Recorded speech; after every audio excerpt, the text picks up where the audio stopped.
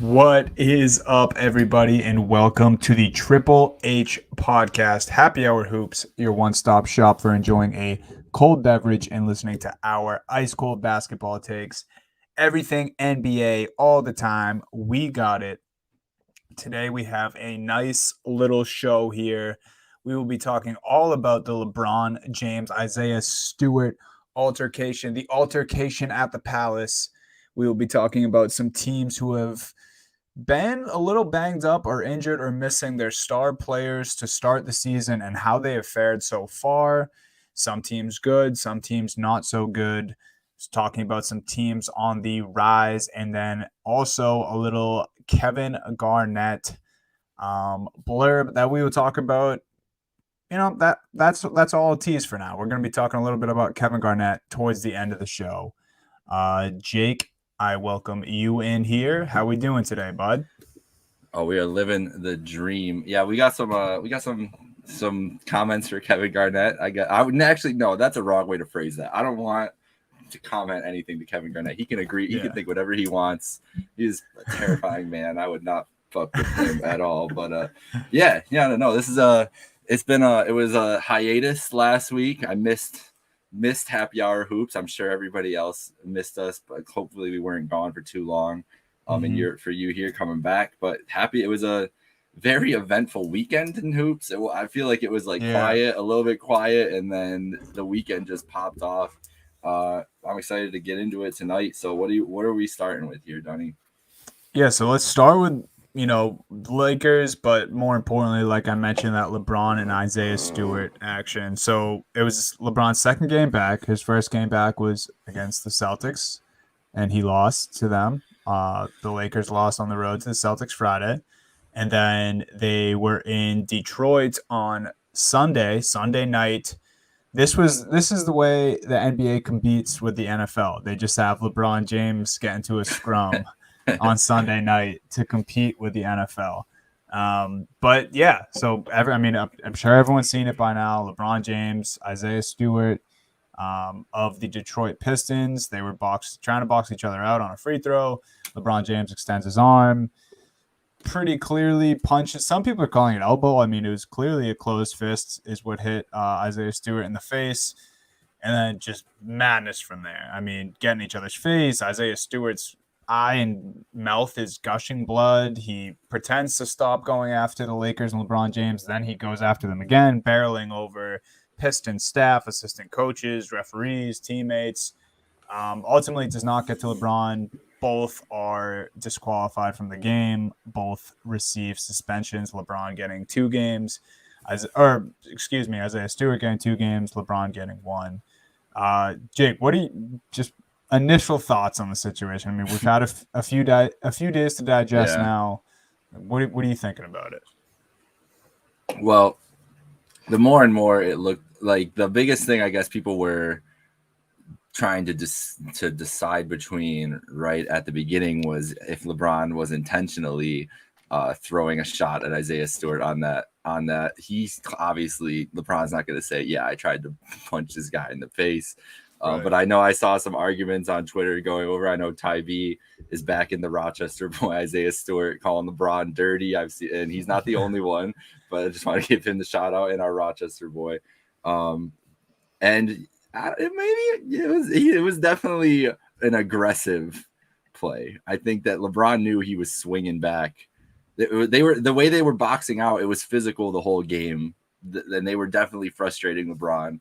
LeBron was in one of those moods where you could see the body language on the court, and we've seen that a lot early on since he's come back. There's been I know we've seen some clips of him just like Westbrook, a bad drive, and he just walks away, looks mad at him. Like there's just been those times on the court. We've seen him do it in the past where he just looks like disengaged. And obviously he's frustrated with the way that the season has started for them last night, talking about after the game or 2 nights ago in his press conference saying that they need to have a sense of urgency right now. Like it's November. LeBron took a break. He took a 2-week vacation in Miami in January. This man does not believe in any sense of urgency during football season. So that's what worries me the most. The biggest thing, I think LeBron, maybe it wasn't a dirty play, but it was definitely an aggressive play, and it was definitely him he was getting more and more frustrated during that game, and this is what it turned out to.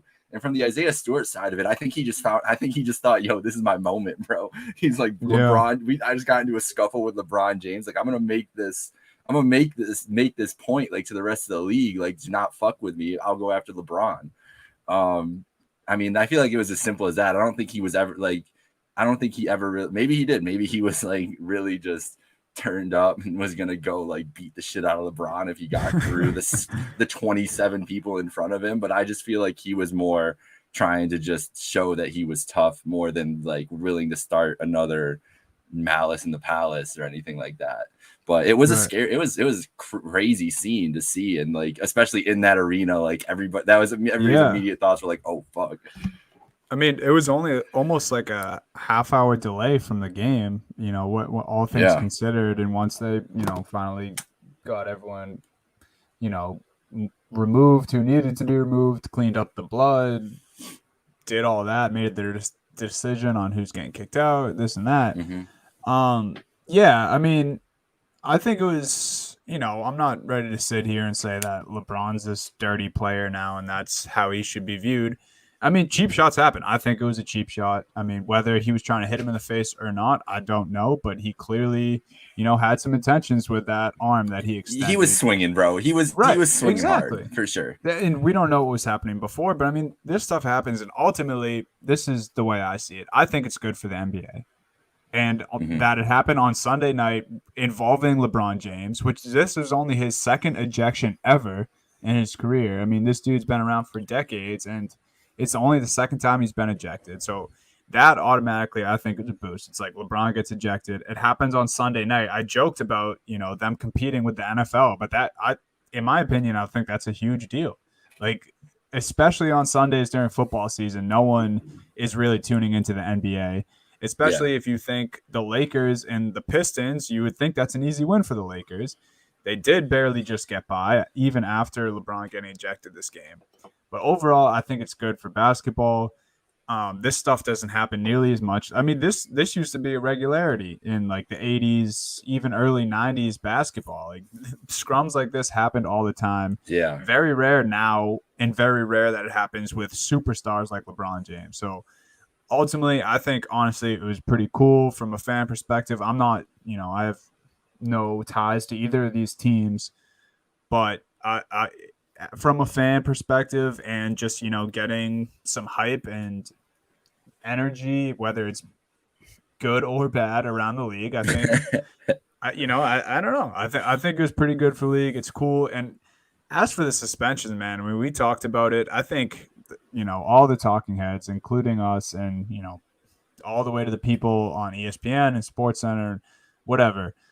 The whole trying to figure out the suspension thing is just crazy to me. Like, everyone's like, did they get it right? Who knows, dude? Like I just said, this doesn't happen enough. Like, we've never. I don't know why LeBron. I don't know why I guess like Isaiah had the extra run after him, but they should have probably gotten the same amount of games. Like they were both at, dude. They exactly. were both That's what I was gonna get to. It's like just give them both 1 or 2 games each and the same amount. And then no one will really question it. There'll still be people out there saying LeBron punched him, he started it. But then like Stewart deserves a suspension too. I'm not going to sit here and say he doesn't. He was barreling people over. Who cares if they work for the Pistons, dude? Like Jay Williams on ESPN was saying, "Oh, it was no Lakers players or no Lakers faculty." Dude, it doesn't matter. He was barreling over referees and people who worked for his own team. Like he still caused a ruckus. And yeah, so to try to diagnose this and dissect this, I just don't think you're gonna get anywhere. I think they should serve the same amount of games and then be done with it. But Isaiah Stewart gets 2, LeBron gets 1.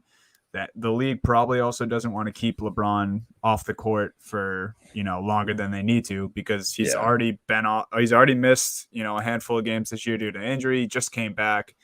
I don't think the league wants, their prized possession off the court for too long. But, I mean, really crazy stuff. But we can segue here while we're Yeah. talking about the Lakers into this next segment where we're talking about, people who have been missing their stars and how they fared so far. So we just mentioned, or I just mentioned, LeBron James missed a handful of games with that injury, just returned recently, and the Lakers aren't really off to the hottest start. That's What do you think's going on in LA? I mean, shit. That's bro. a loaded question. Yeah, that is a loaded question. That is it has not looked good, and I think the worries that we had before the season kind of filtered around what would the rotation look like and what would it look like with LeBron James not on the floor, because I mean Russell Westbrook coming in, everybody just automatically assumed like, oh, him and AD are going to be amazing, like great pick and roll. They've got all these shooters on the sides, and they'll just make it work. Like they always make it work. Well, the transition to Russell Westbrook is never that smooth. I mean, if you look at every team that he's gone to, the first 3 months are rough. Like he does not. Usually, it's a feeling out process with the whole team. And when you add in the wrinkle that LeBron is in and out of the lineup, and they just haven't been able to get any chemistry with him and Russ at all. And this is not a whole like bashing Russ thing. I'm bringing him up a lot, but he was obviously the biggest piece that they added to this team and thought that they were going to be a championship contender because of. So he has to take as much blame. And gave away a lot for him. And guys that are playing fucking great in Washington and a team that is probably better than the Lakers right now. They have a better record. That's the crazy thing. They're 11-6. They split with the Heat. Do you think the Lakers could split with the Heat right now? I think the Heat would destroy the Lakers in a game right now. In a series, yeah. And you know what the problem is? The worst problem is that AD is a fucking monster, dude. He is every night. It's like 30-10 from AD, and it's just getting wasted. And you can hear the frustration in his mind too. So I that was a long-winded answer. You asked what was wrong with the Lakers. Mm-hmm. I think that they are trying to thread such a thin needle with their roster construction in a way that, I mean, we really haven't seen it work. How many times do we see like the washed up vets all come together and just ball out? Like, I don't even want to say washed up because they're obviously still effective, but Bron is 36, has already had 2 injuries this year. And this is a guy that was never injured before. They're counting on Carmelo to be like this elite scorer again, which he can get to. He's been one of the brightest. And he's been great. Too. He's been great, yeah. But it's just like no other team. The Portland Trailblazers didn't want him in that role, and they were not a championship level team. And now the Lakers are having him in that role. I love Carmelo, but it's just they're pigeonholing like Rondo. Like, what's gonna happen to the team chemistry when all these injuries are back too? And like, is Rondo going to be on the outs of the lineup with Kendrick Nunn fully integrated and THT fully integrated? How does he react to that? Like the center rotation is Dwight is Dwight. Like he's solid. He's a good rebounder. He's not a guy you want on the floor all the time though. No. DeAndre Jordan was washed last year. Like he was gone. We don't really know what we're getting out of Ariza or anything. I just think that the construction is it was weird to start. They were trying to force a lot of things and hope that Russ and LeBron could mask it. And they haven't found the chemistry that they needed to find. They needed LeBron to be healthy playing in these games. And I don't know, man. I don't know if the Russ and LeBron thing can work. What do you think about like those two on the floor? I mean, we've only seen it a little bit, but what do you think? Like, can they find a way to coexist, or is it going to be just look this gross all year? I don't know. And yeah, so ultimately, I think where they're at right now, a big part of it is LeBron missing some time and then coming back, and then obviously this happening Sunday with this suspension now. I had the pleasure of watching the Lakers in person on Friday night, and AD, LeBron, and Russ were all playing in that game. But before I answer your question about Russ and LeBron, I do want to say this because you brought up some of the older guys and how this rotation is going to look down the stretch. Like I was worried that this wasn't going to be a close game, meaning I thought the Lakers had a potential to blow out the Celtics on Friday night because no Jaylen Brown for the Celtics, no Rob Williams. And like I said, they had LeBron back, AD, Russ, etc. They had Avery Bradley in their starting lineup, dude. And like Yeah. we're talking about Wash guy. I love AB. I mean, he was, I grew up watching Avery Bradley. He's awesome. He played insane ball at Texas with Hmm. Kevin Durant. But dude, like Avery Bradley, it shouldn't be in a starting lineup in the NBA right now. I'm sorry. And then, like you mentioned, THT, I think it's way too many minutes for them. Yeah, I mean their roster construction as a whole and their rotations are pretty scary right now. I just wanted to say that. But the Russ and LeBron thing, I get why people think it wouldn't work, and right now it doesn't look pretty. So right now, I think it's clearly not working. And what I noticed in person was like Braun would have his way, and he had some scoring moments in the first and second quarter where he was getting buckets at will or setting up AD in the pick and roll, and Russ was able to do that too. And then in the third quarter, dude, Westbrook was like the only one scoring for the Lakers, it seemed, in that game against the Celtics. I mean, he was getting to the basket. He was obviously, kind of taking advantage of Dennis Schroeder when he was in there. He was actually hitting his jump shots in the third quarter, but it almost looked like for some reason they just can't, for whatever reason, like coexist in both, like, I don't know, even like switching possessions and being the primary ball handler. I don't know. I mean, maybe it is that as simple as everyone's saying, like both these guys are just so ball dominant. It's Yeah. tough for them to play together at the same time. Um, so yeah, I mean it's definitely going to be something to watch. I think talent wise, this big three that they have, the 360 or whatever they call themselves, AD, Braun, and Russ. I think it's still a little too early. Like they're 9-9 right now, the 9 seed. LeBron's missed a handful of games, but I think if you can get all these guys clicking, I mean, we know the talent's there. I'm still willing to give them a little bit of time, but I mean, the Western Conference isn't really, It's a not conference you want conducive to for be. this environment. Right. No. Right. No. It's not, the Lakers don't want to be sitting back and waiting right now, but that's kind of what they have to do. They have to see if they have something here. It's still, in my opinion, too early to tell, especially with LeBron missing games. They don't have, their correct rotation that they want. So yeah, I mean, it's ugly right now. And a tough start for the Lakers, tough for the Lakers fans to watch this. I'm not giving up on the Russ Braun experiment just yet, but so far, 18 games in, does not look great. Yeah, I'm very happy you brought up Avery Bradley. He was someone I wanted to mention and forgot in the middle of that because it's amazing that he is like starting. He got cut. He got waived by the Warriors, and maybe and we're about to get into the Warriors. That might be a good segue to get into a more exciting team to watch. Yes. But he couldn't get burned on another team, and now he's playing starting minutes for you. Like that can't be what you're basing your team off of. I mean, look at some of these things that are troubling. For the Lakers here, they're shooting 34% from three, that's average, league average, whatever. Like that you would want that to be better with the team that they have around them, but it's fine. But they're only they're 19th in the league in made threes a game. They're 23rd in the league in free throw percentage, and they turn the ball over. Only one team in the NBA turns the ball over more than the Lakers.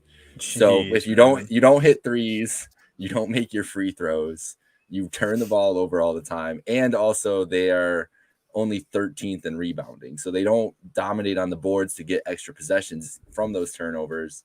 They're 27th. So only three teams more than them have averaged more fouls a game. So they're sending the other team to the line all the time. Like Jeez. it's brutal. And you also teams are getting to the line 23 times on average against them. And it's just in basketball, it's turnovers and it's free throws. Like if you lose that's a lot of free throws to give up, dude. That's a lot too. It's a lot of free every night. I mean, if you lose a turnover battle, you lose a free throw battle, and you lose a rebounding battle every night. You're not winning a lot of basketball games in the NBA. Especially where they're perimeter shooting. I mean, it's definitely below average as a team. So yeah, let's get into the more exciting big yikes. Big yikes for the Lakers. Big hooray for for the Golden State Warriors. That's the best way to put it. Yes. We're still taking we're still much on our victory lap from last Yeah. episode about the Warriors. It was 2 weeks ago, and then we probably left that show. We're like, I hope that was right about the Warriors. And yep, it is. They're 15-2. They have the best point differential in the NBA. They're 9-1 in their last 10. 9-1 at home. Obviously, they only have one loss each place then with 2 losses.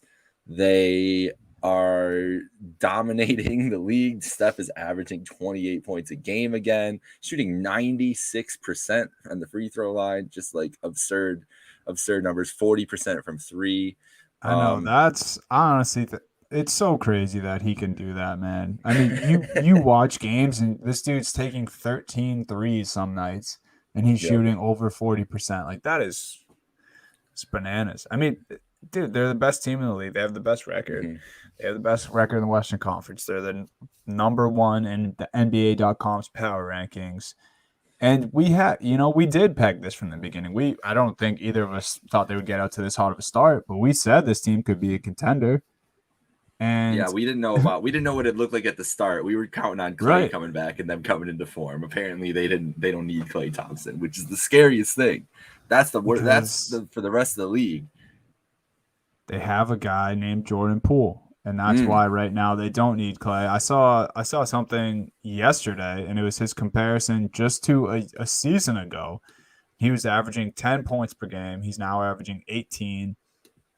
His shooting percentage from the field was like 33 to 35, I want to say, and it's 45.8 this year.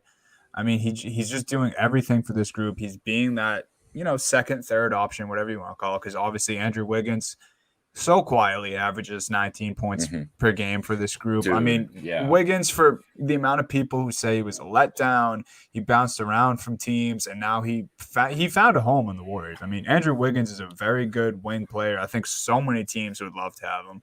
Talking about the Lakers rotation, guys, they would love to have an Andrew Wiggins on that roster. He gets a lot of hate, and I really don't understand why. He literally averages near 20 points for his career. And you have him as a third option, probably going to be a fourth option when Klay gets back. Like, I mean, there's just not many negative things we can say about this team right now. No, I don't. The thing that people, I guess, underestimated going into the year was the player development that the Warriors are able to do. They've preached it the past couple years, but it really hasn't been like. I mean, we haven't seen it. It hasn't been long enough. Like we obviously, Steph, Draymond, Klay, they were all drafted by the Warriors. They've been there the whole time, and they turned into success stories. So everybody believed that there's a good infrastructure there. But that was also a different coach when those guys started out there. Now Steve Kerr coming in, so it's a little bit of a different infrastructure and everything else that they're trying to build. Bob Myers came in after that as well. But they're proving that they can still do it. That they're basically the new Spurs. I mean, Poole, like you said, Poole is their second best player this year. Damian Lee coming off the bench. Like no one thought anything of him except being Steph's, brother-in-law. And he's like one of their biggest contributors. Gary Payton the second, has been outstanding as a guard for them off the bench. Kuminga's looked amazing for what you can imagine. You like Gary Payton? I love Gary Payton, man. So sick. I heard, I mean, this is like kind of obvious, but I heard one of the announcers the other night after one of his dunks call him GP2 for some reason. I don't know. That's just like such a sick name. It's baller. Gary Payton, obviously son of Gary Payton. The Glove is what people call him. So we have the Glove 2.0. And I remember being excited when he was on this roster. I didn't think he would get notable minutes. And here he is averaging just under 7 points a game, averages 14 minutes a game. I mean, he is just sick, dude. Like the fact that they're getting contributions from a guy like him, and he is such a high flyer. Some of the dunks he's had this year, and obviously it's just so perfect if Steph Curry is the guy passing you the ball, and he just he puts it on a dime. And when they get out on the break, it's already exciting enough when you have Curry hitting 40-footers all night, and then you can get out on the fast break with guys like Iggy, Wiggins, and now Gary Payton, GP2. It's just so electric, man. And and I'm sure you were gonna get to this too, but like, or I think you were just getting to this, the whole Kaminga and Oh Moody yeah, thing, dude. Like they're yeah, barely even playing, and two rookies who are fantastic talents, and they arguably like don't even need them right now. Not that it's like a negative that they're on the team. They're just playing so well that they yeah, literally don't need these, you know, pretty high powered rookies that they drafted. yeah. And when those guys can become contributors, like what the league's just gonna be like, what the fuck? Like if Kaminga turns into a superstar, like if he reaches his ceiling, and Mm-hmm. Steph Curry, the thing about Steph is not like he's gonna be able to do what he's doing until he's like 40, as long as he can stay in Yeah. shape and stay healthy. Like he's in great shape. He runs around like he's super got great conditioning, and he's gonna be able to shoot forever.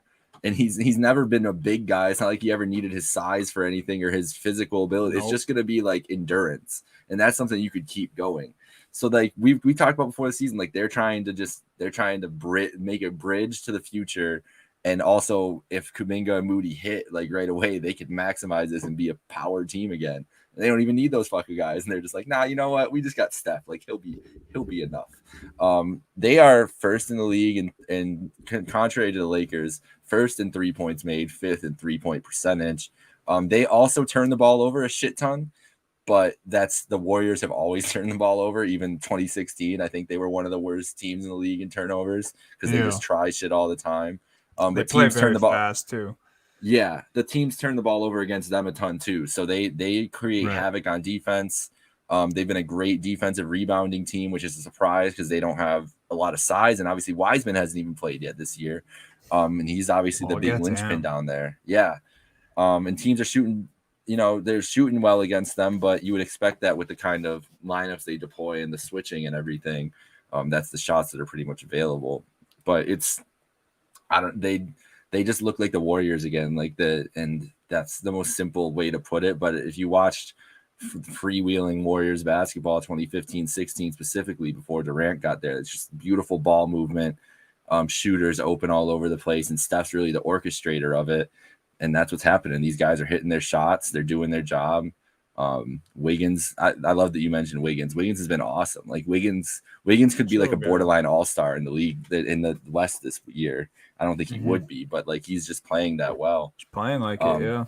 but let's talk about Clay and Wiseman coming back, because this is about teams that don't, they're missing guys still, and we were expecting the Warriors to be good, but maybe not this good. And we know No. Klay Thompson returning either on December 20th or December 23rd, right before Christmas Day. So what are you expecting to see with this team from Clay and then Wiseman coming back soon? Like, how good can they be? Are they getting 70 wins again? Dude, like very possible. Especially, I mean, we already talked about the Lakers, but I mean, outside of a few other teams, there's really not that many teams that are clicking as well as they are. Yeah. Well, one in the entire league, but more importantly, the Western Conference. So they're kind of sitting on a hill by themselves right now. And I mean, with the return of Klay Thompson, even if I feel like this point's being exhausted at this point, but like even if we have a 75%, 80% of Klay Thompson when he returns, and even if he Mm-hmm. doesn't get back to 100% Klay by the end of this season, like the way they're playing right now, that to me at least doesn't even matter.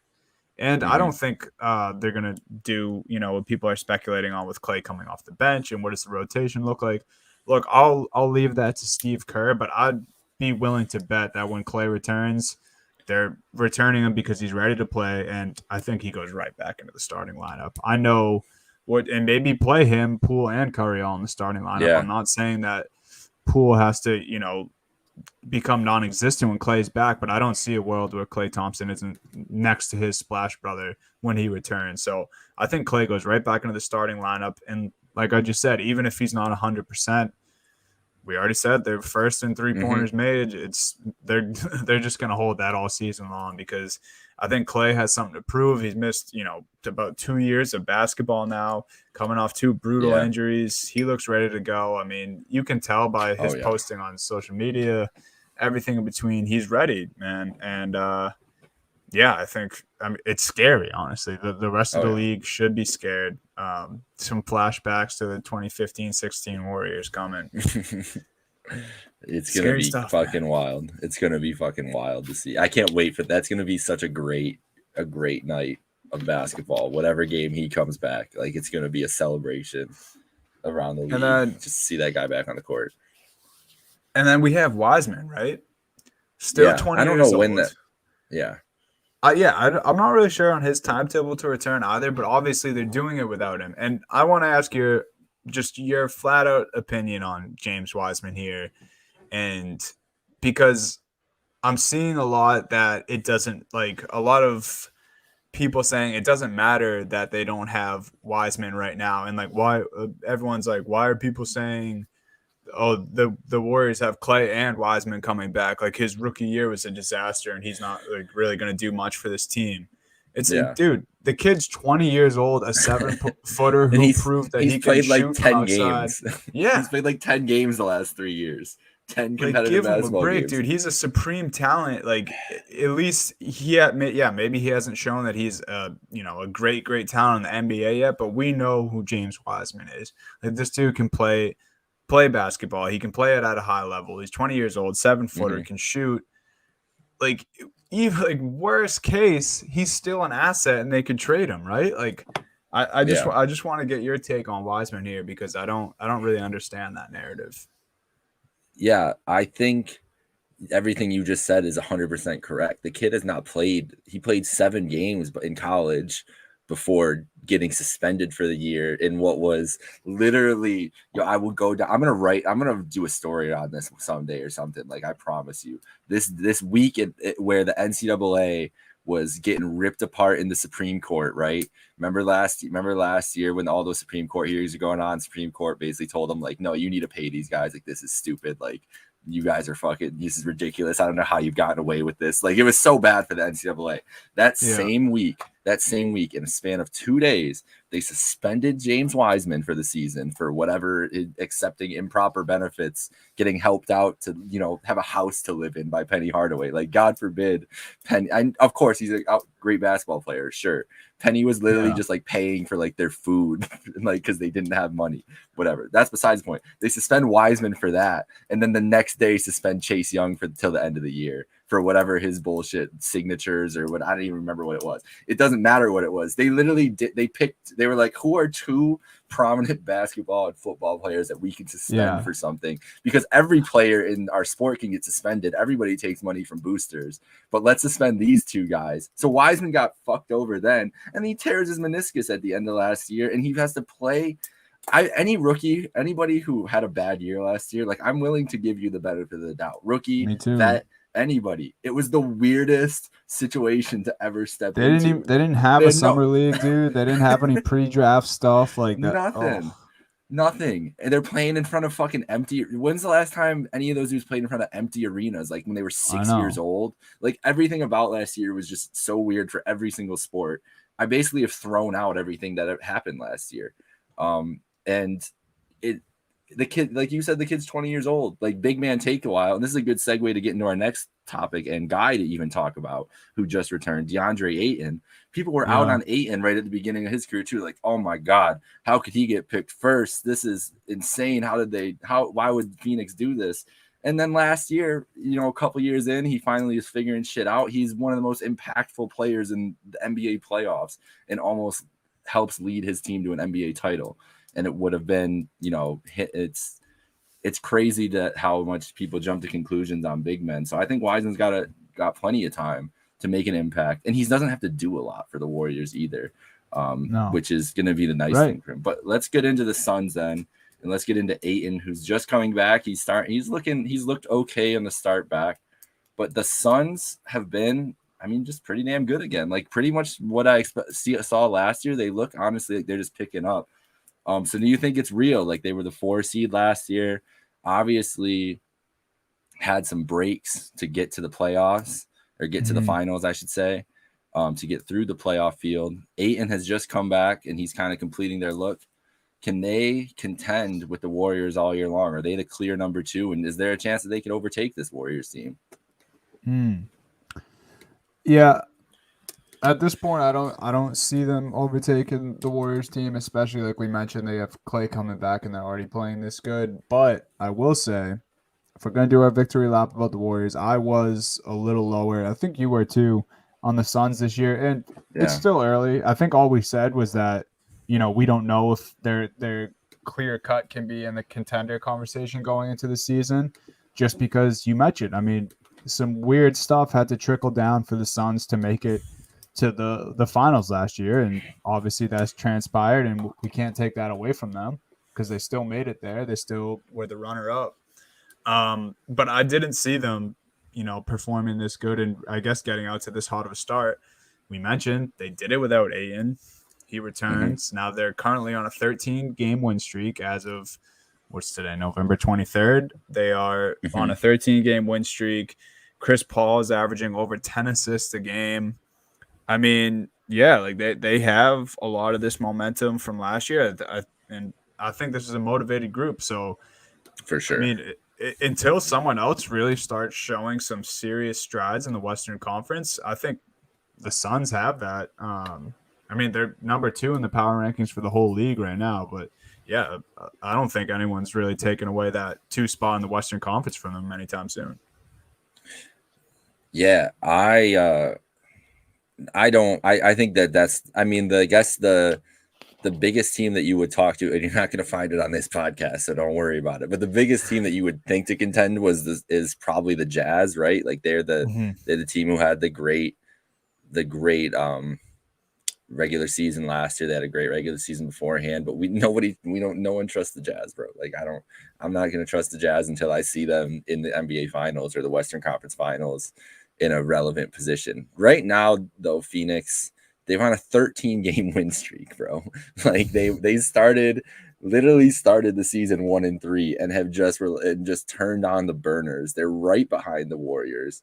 I'm trying to look up their schedule right now. I want to see when they play the Warriors. I know they play them on Christmas Day, which will, if that is, the second game Klay Thompson's back and these teams have lost a combined 7 games by then or whatever they're on pace for. I mean, it's going to be crazy. Okay, so oh wow. No, actually we're getting three times in the next month the Suns and the Warriors play. They play on Oh, let's Tuesday, November go. 30th. So next Tuesday night, actually, Oh, at home. yeah. So they'll play them then. Then they play again on Friday of next week, December 3rd, 10 o'clock in Golden State, and then Christmas Day, 5 o'clock in Phoenix.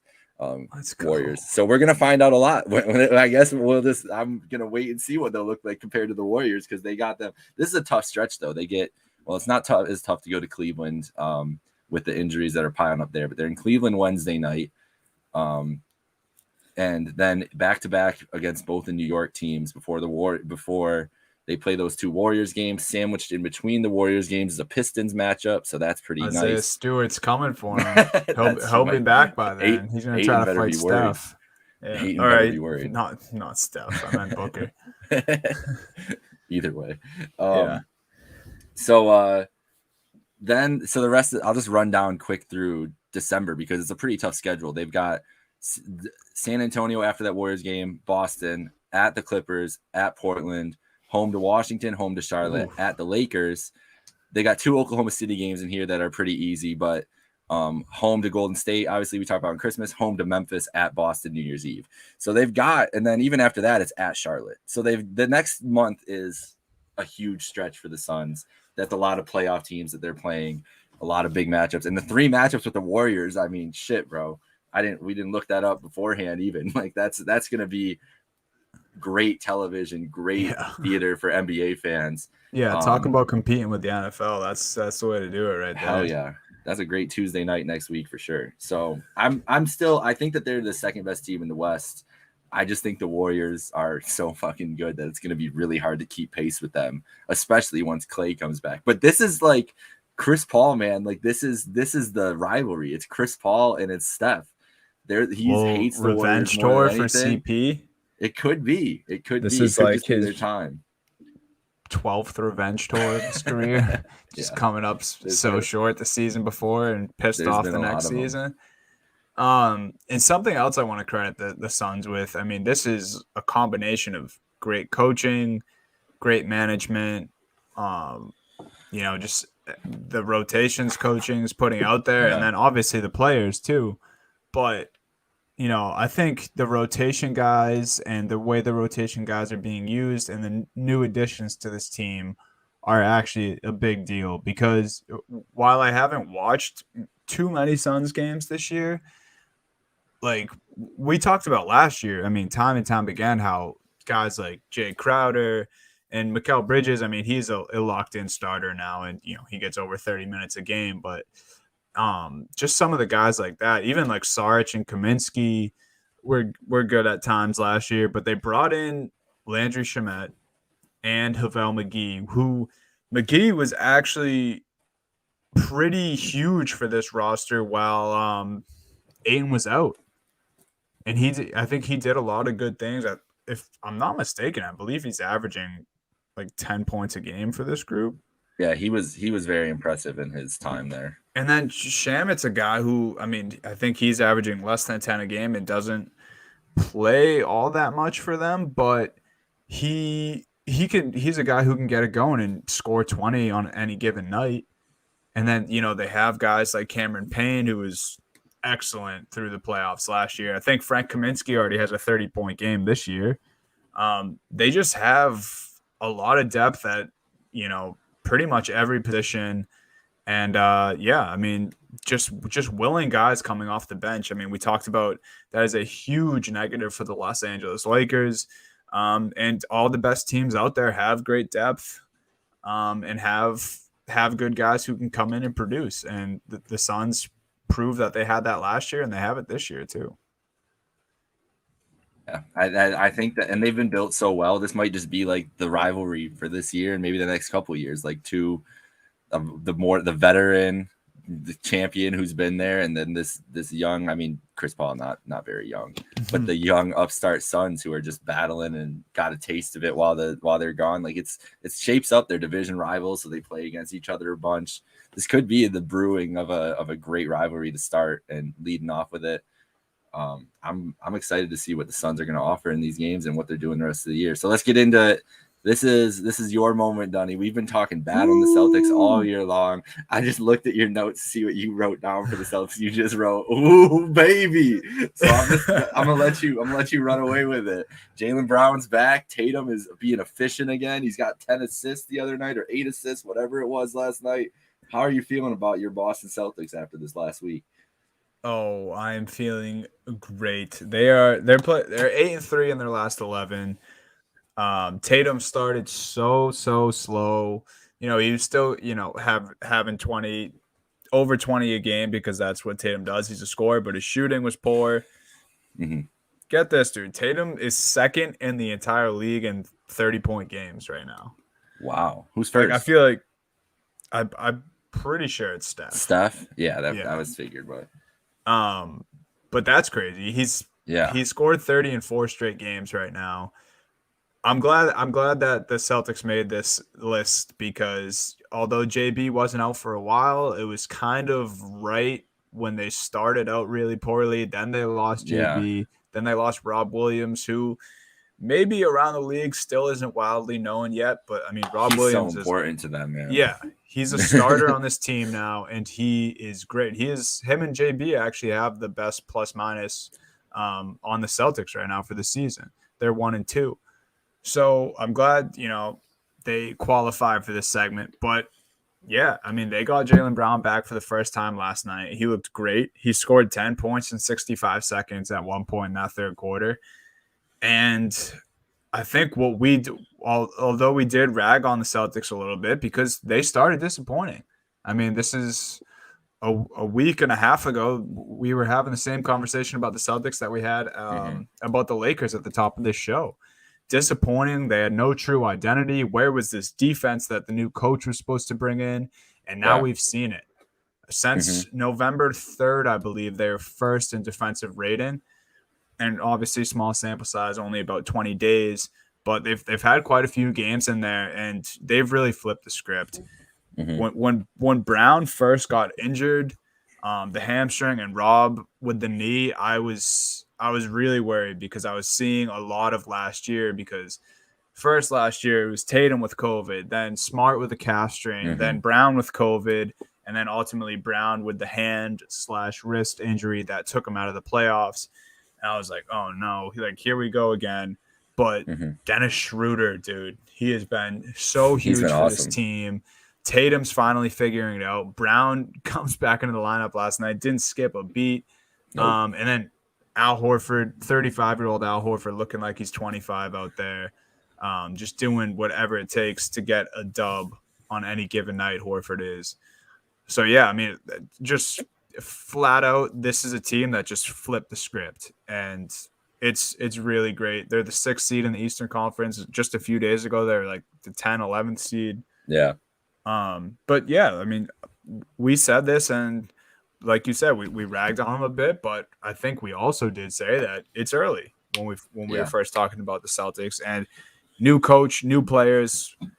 Let the adjustments settle in, and they have, and you hope a team like this can keep this going because I think they do have the talent to be top 3, 4 seed in this Eastern Conference. Obviously, it's going to be tough going. The East is showing out this year, but that's where I'm at with the season right now, man. Definitely. I mean, definitely not a play-in team. This team, we Mm-mm. never. Me and you were both so high enough on them. We didn't think that that was a thing. And yeah, it was No, just a hellacious start to the year. They weren't. I don't think that these guys were used to the differences that going through an NBA season without Brad yet. Like they've been yeah, so used to hearing that voice. I think it just took a while to like not to just buy in. I mean, and that takes time, but they've definitely bought in now. I mean, the intensity just looks different on defense, especially.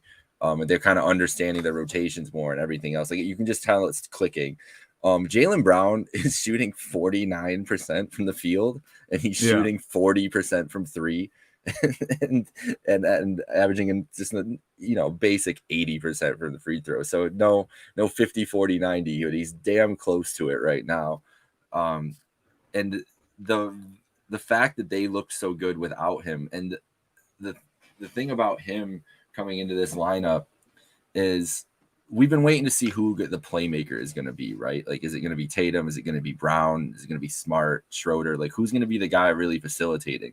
And I think while Brown was out, Tatum and Smart both took those roles on, and they really figured out a way to like work within the offense and be able to play off each other and make those playmaking opportunities. So when Jaylen showed up last night, he didn't really have the ball in his hands a whole lot. Like it wasn't like he wasn't initiating no, as he much as wasn't. I remember from the beginning of the year, where it was basically him initiating or Tatum initiating. They're using him cutting. They were playing him off ball more, and it just flowed better.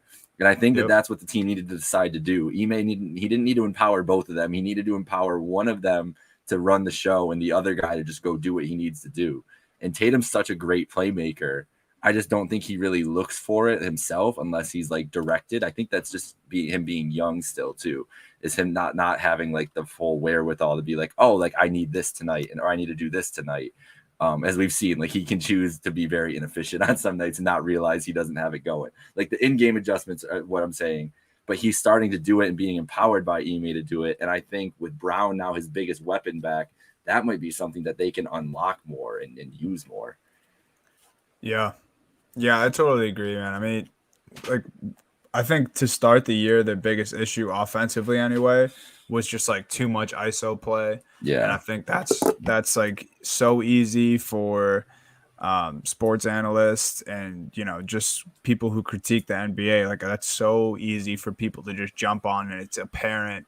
And Yeah. if an offense is looking bad and there's a lot of ISO play, like that's sometimes it works with ISO, but a lot of the time it doesn't. And I think Brown and Tatum are both to blame for that.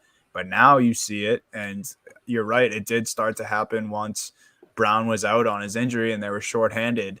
But it's, Horford's touching it a few times. Schroeder's got the ball in his hands. They're doing some dribble handoffs, and then it goes into an ISO.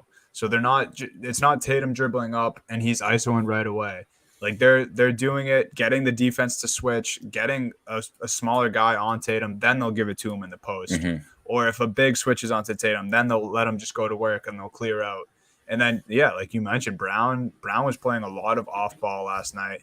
It looked Yeah. great. And the opportunities that he made for himself were off a couple of defensive rebounds that he just took it and went. And that's, I mean, that's a strength of this team. So, yeah, I mean, really looking forward to watching the Jays the rest of the way and hoping the C's can stay improving on this. Yeah, I think what I've learned about Jaylen Brown is that he is not like, it's not like if he doesn't have the ball in his hands all the time, he's going to complain. Like, I don't think he'd ever really complain unless something was like really bad. He might be like, he'd do it in a very like smart, intelligent way to like get it out there. He would, but that's just because that's the kind of guy he is. But he'll never complain to do that. But when he does have the ball, he's going to the rim or he's going to put up a shot. Like he has a mentality that he is better than everybody out there and he's going to get to the bucket and do what he needs to do. And most of the time that works. So I think that like it's just Ime like understanding how to make the pieces work. You know, you got to learn how to deal with these guys. You got to learn what their strengths are, what their weaknesses are, what they like, where they like the ball. Do they like the ball on the post? Do they like the ball up here? Do they like to be on the ball or do they like to be cutting? And, you know, all like you said about Jaylen, does Jaylen like to run off a transition? Does he like to slow it down off a transition? Whatever. Like Ime has to learn all those things. You can talk to those guys all summer.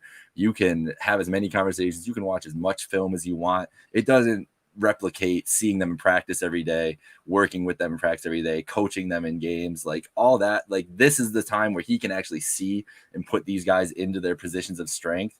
And it was a very small sample. Obviously last night, I think it's a very bad team, but in Jaylen's return, I really liked what I saw offensively, just the kind of flow and the way that they kind of structured it.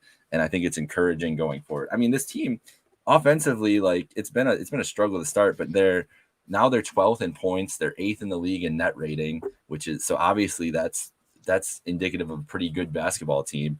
And they've got 4 guys in double-digit scoring averaging right now, and Marcus Smart is at 9.9, so he's right outside there, and Robert Williams is at 9.4, and even Grant Richardson. They might as well be Grant Richardson, right? Josh Richardson is at 8.9, so they're getting great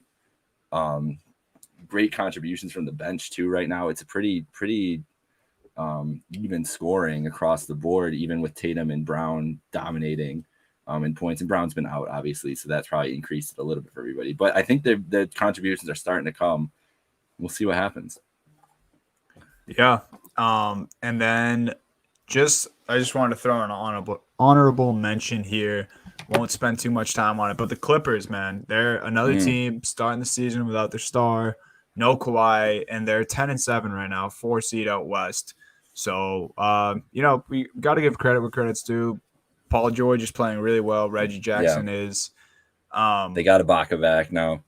Yeah, and dude, that's what I was gonna mention. Like real quickly, I feel bad, but it seems like the Clippers, you know, since I was little when I first started watching the NBA, they're just the team, not every year, but they're the team that like without fail is just so close to being like a championship team, but they're just for whatever reason, like those teams, Lob City teams with CP, Blake, and DeAndre, and then we had Kawhi and PG for the last couple of the years, and now no Kawhi this year, and even last year, like they had Ibaka with the back, and he was banged up last year. He's banged up this year. I think they just lost Nick Batum due to COVID protocols.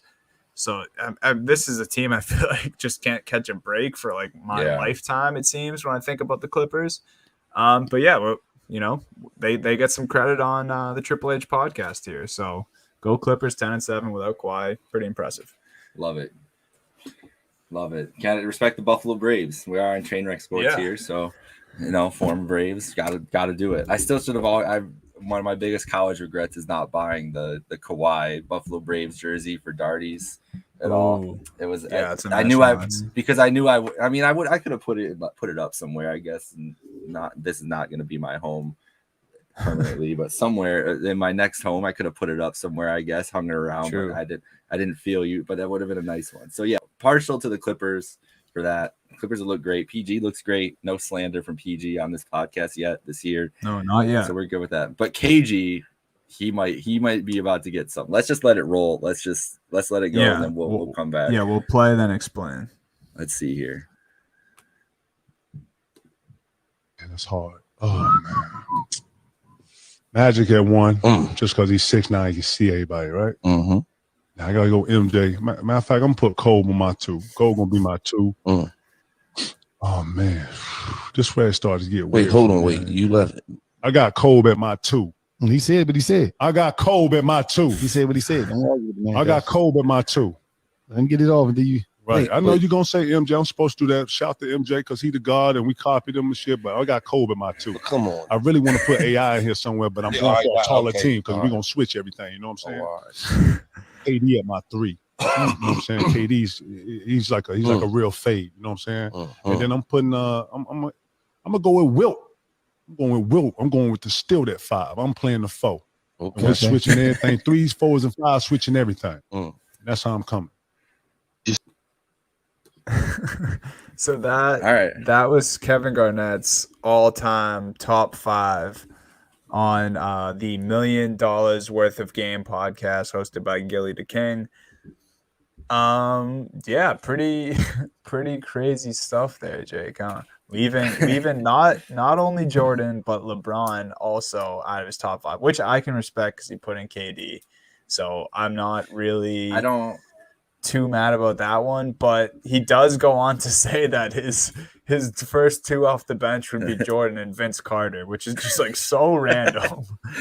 I love how he said, I'm going to switch everything. He's like, I almost put AI though. I was like, yo, AI is 6 foot. He's not switching on anybody. I love how he said 3 through 5, we're switching everything because it's the 3 legit 7-footers when you have KD at the small forward and Wilt Chamberlain at the 5, which is also pretty questionable if you ask me. But Jake, hey, Wilt would get the buckets though. I mean, that'd be the easiest Wilt's ever had. You can't go wrong with Wilt, but yeah. I mean, for sure questionable. Jake, what are your initial thoughts? And then if you have a 5, give me yours. I think basketball top 5s are really hard now because there's been so many damn good players. Like I've changed mine like a couple times while we've been sitting here. Like I've been thinking about it. So I had some guys on there. You know, I feel like there's 3 guys on here who have to be here. What's that? KG was he was not. He knew right away he was not putting these there's no way he was putting LeBron on that list. Once I saw anything about this, like there's no shot. All right, so here's my all-time starting 5. I'm going LeBron, Steph, Michael, Larry Bird, and Kareem Abdul-Jabbar. Now, LeBron, Steph, and Jordan were the locks for me. Those were the locks for me. LeBron, Steph couldn't keep LeBron and Jordan off. Obviously, Steph is the greatest shooter of all time. He's running 2 guard though. Bron's running the point here. And I thought I honestly, Bird was a lock for me on this because Bird is just one of the greatest playmakers ever. This is not me pandering to Dunny. That's what everybody's gonna think this is. Not at all. Neither of us have ever seen Larry Bird actually play. So there's no pandering here. I don't know anything more than that. I just don't think. I think Bird's a better shooter than Magic. He was who I was kind of considering. Other than that, better shooter. He's a great playmaker. He could just fit in wherever you needed him to. Like whoever's going off on that night, Bird's going to figure it out and start feeding them wherever they need it. And I've just always thought LeBron and Bird on a team would just be, I mean, the passing and the shit that could happen there. Crazy. So Bird's playing the 4. This is where I got caught up. I almost had Tim Duncan on here instead of Kareem. Yeah. But I couldn't take Kareem off. I thought about Timmy D too. Kareem is just, he might be the GOAT that no one talks about. And I'm like, every time we bring up anybody brings up a GOAT conversation, as much as I'll argue either whatever side, I'm like, you know what? Like Kareem might just be like the best argument for it. So he has to be in there too. Duncan's first off the bench though, for sure. He's the big rotation.